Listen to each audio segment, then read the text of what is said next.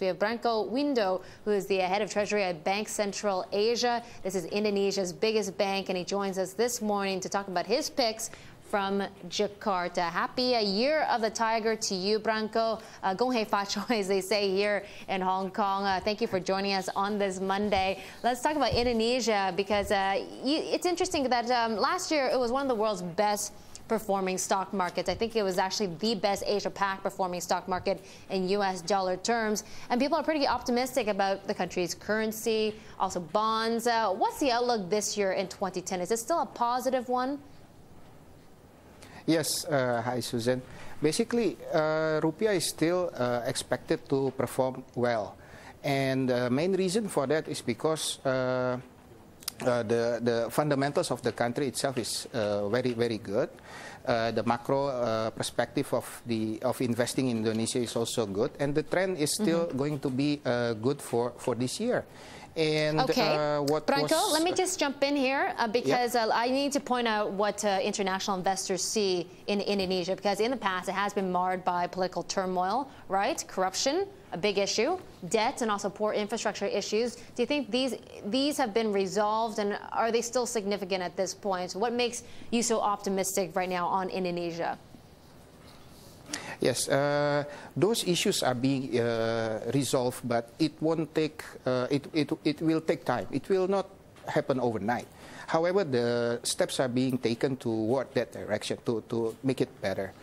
The reason why I'm so optimistic is because from the fundamentals, it's still very strong, and if we look at the growth of the country is also very good. Last year, among 3 countries that were growing were Indonesia, and it will continue to grow this year.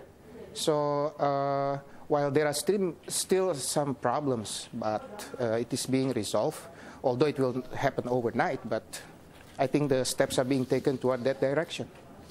Yeah, and that's why a lot of investors, Branko, think that Indonesia will actually reach investment grade in just a few years from now, maybe 3 years or so. Do you think that's actually been priced into the market, that sort of optimism?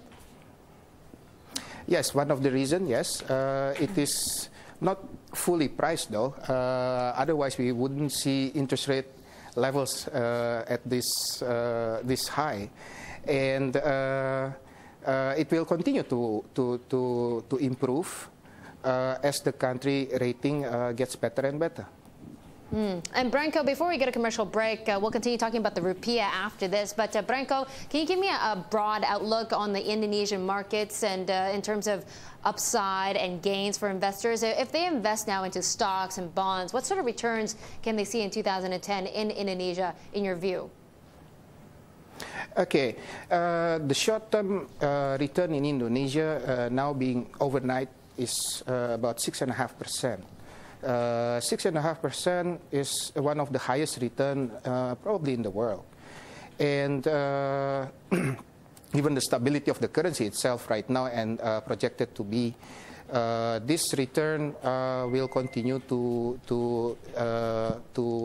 give investors comfort. Now, for bonds, it's also more or less the same story.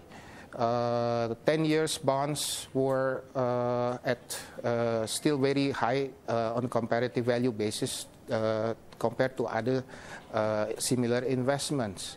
And given the prospects in the future, that is in a few years get the rating upgraded, it will only enhance the return. Okay.